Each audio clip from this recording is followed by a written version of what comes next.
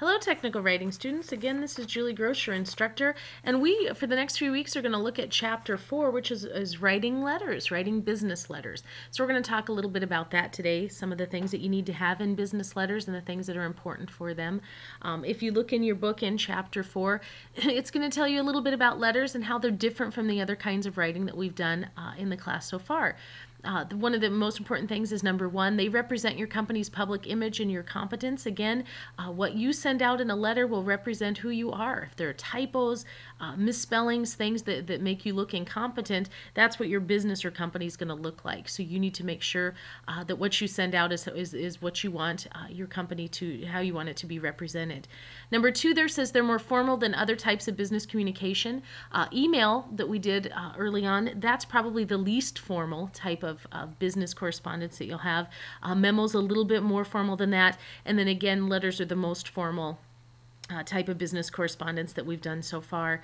Number three, they do constitute an official legal record of an agreement. So again, you need to be mindful of that and in the things that you're putting in your letters. What are some other things there that it mentions? We're not going to spend any more time on those. I think those first three are probably the most important things that we'll talk about so far.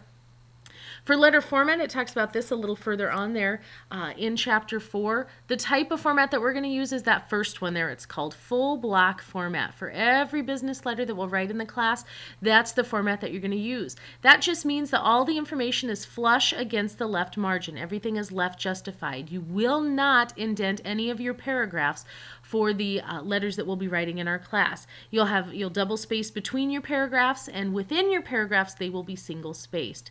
So that's what we'll look for with our letter format this semester.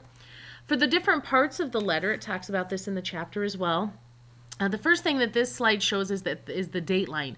But even before the date line, you will need a heading of some sort. Sometimes that's a company letterhead or the company logo at the top of the page, or like with our inquiry letter for week 6 here, you'll just use your full return address, your name and your address, because that's who the letter is coming from. So you'll have the heading. After that, you'll double space, and then you'll go into the date. I want you to spell out the name of the month in full, have the date and the year, double space, and then you'll have the inside address. With that, I'd like 5 pieces of information or 5 lines. You'll have the person's name, you'll have their title, their job title, you'll have the business that they're employed by, you'll have the street address, then you'll have the city, state, and zip code. Those are your 5 lines of information for the inside address.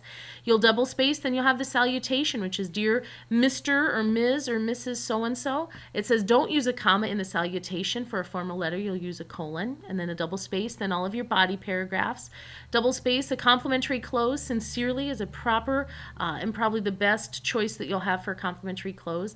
Then you have 4 spaces to allow for that handwritten signature, and then you'll have your signature line. Sometimes you'll have an enclosures line, but we probably won't do any copy notation lines in this class. Organizing a standard business letter that says, well, what should be in each paragraph or what should be in the different sections. And this slide mentions some of these things. It's also in your book as well. It says the first paragraph is sort of just like what we did with the email and the memo. You want to tell them why you're writing. What is your purpose? Why are you giving this letter to them, and why is it important to them? So hit them right with that purpose right away. Then for the body paragraphs, what you want to do is put the most significant point of each paragraph first so that the reader can find that topic, sentence, or the most important part of the paragraph first. You're going to develop the body with second or subsequent paragraphs depending on how many your letter needs. And then in the last paragraph, it's always important to thank your readers. Be clear and precise about what you want them to do. And we've talked about that before. You need to tell your reader what you want them to do, how you want them to respond. That's an important thing to remind them of. Making a good impression on your reader in a letter, that's important to think of the you attitude, and that's how our book puts it. That's how they mention it, the you attitude. Don't forget your reader is a real person. Keep them at the forefront of your letter. Be courteous and tactful, and don't sound pompous or bureaucratic. Your tone is very important. You don't want to come across as talking down to your reader or thinking you're better than them. You want them to know that you're focused on them as a reader, and that's again where that you attitude comes in. If you look in the textbook, it talks even more about that.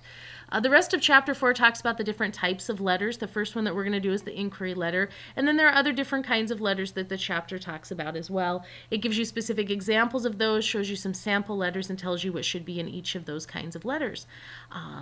That's where we're going to stop right now with the slides. Hopefully that gave you an introduction to business letters. If you have any questions, let me know. Thank you guys, and have a great day.